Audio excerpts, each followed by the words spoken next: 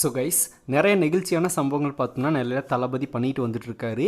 நிவாரணப் பொருட்கள் மட்டும் கிடையாது, தளபதி பார்த்தோம்னா இனிமேல் வந்து நிதியுதவியுமே வழங்கிட்டு வந்துட்டுருக்காரு. ஸோ கிட்டத்தட்ட ₹1,00,000 வரைக்கும் பார்த்தோம்னா மக்களுக்கு ரொம்பவுமே பாதிக்கப்பட்ட மக்களுக்கு வந்து ₹1,00,000 நிதியுதவி கொடுத்துருக்காரு. அதே மாதிரி பார்த்தோம்னா ஒரு சில பேருக்கு ₹25,000 கொடுத்துருக்காரு. ஸோ இந்த மாதிரி பார்த்தோம்னா வீடு இடிஞ்சவங்களுக்கெல்லாம் ₹50,000 மேலே கூட கொடுத்துருக்காரு.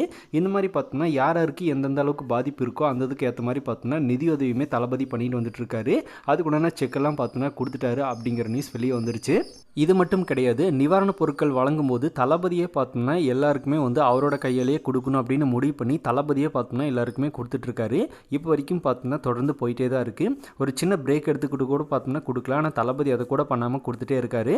ஸோ இந்த அளவுக்கு பார்த்தோம்னா தளபதி வந்து மக்களை எந்த அளவுக்கு நேசிக்கிறார் அப்படிங்கிறது இதன் மூலமாக நம்மளுக்கு ரொம்பவே கிளியராக தெரியுது. இதுக்கு முன்னாடி கூட பார்த்தோம்னா ஸ்டூடெண்ட்ஸ் எல்லாத்தையுமே மீட் பண்ணி தளபதியே பார்த்தோம்னா அவங்களுக்கு ஹெல்ப் பண்ணி எல்லா மரியாதையும் பண்ணிட்டு இருந்தார், தானே நின்று எல்லாமே பண்ணிட்டு இருந்தார். இப்போ அதே மாதிரி பார்த்தோம்னா வெள்ளத்தால் பாதிக்கப்பட்ட மக்களுக்கும் பார்த்தோம்னா அவரே நிவாரணப் பொருட்கள் நேரடியாக நின்று வழங்கிட்டு இருக்காரு.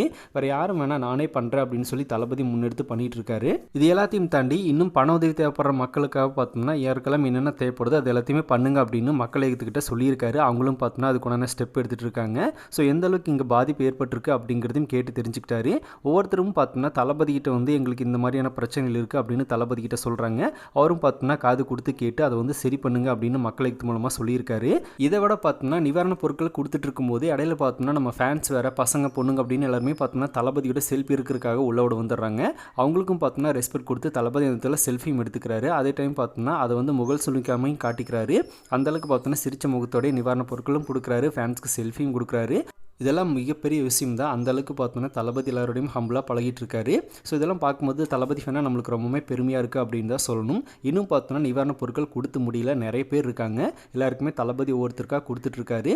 ஸோ இது எப்போ முடியும் அப்படிங்கிறது தெரியல, கொஞ்சம் டைம் ஆகும். ஸோ பார்க்கலாம். முடிஞ்சதுக்கப்புறமா தளபதி ஒரு ஸ்பீச் கொடுப்பாரு அப்படின்னு தான் வெயிட் பண்ணுறோம், பார்க்கலாம். அதுக்கப்புறமா பார்த்தோன்னா ஒரு வீடியோன்னு தளபதியோட மொபைலில் அவர் எடுத்திருக்காரு. அந்த வீடியோ வெளியே வந்துருச்சு. அதை பார்க்குறதுக்கும் அந்த அளவுக்கு ஹாப்பியாக இருக்குது. ஸோ தளபதி தன்னால் முடிஞ்ச அளவுக்கு ஹெல்ப் மட்டும் கிடையாது, அந்த அளவுக்கு ஹம்பிளோட பழகுறாரு அப்படிங்கிறது ரொம்பவே சந்தோஷம் தான். ஸோ இதை பார்க்கும்போது உங்களுக்கு என்ன ஃபீல் ஆகுது அப்படிங்கிறத கமெண்ட்டில் ஷேர் பண்ணுங்கள். இன்னும் புதுசாக தளபதி ஃபேன்ஸ் யாராவது நம்ம சேனலை பார்த்துட்டு இருந்தால் மறக்காமல் சேனலை சப்ஸ்கிரைப் பண்ணிடுங்க. எனி டைம் நம்ம தளபதி பற்றின அப்டேட்ஸ் மட்டும் நம்ம சேனலில் தொடர்ந்து வரும்.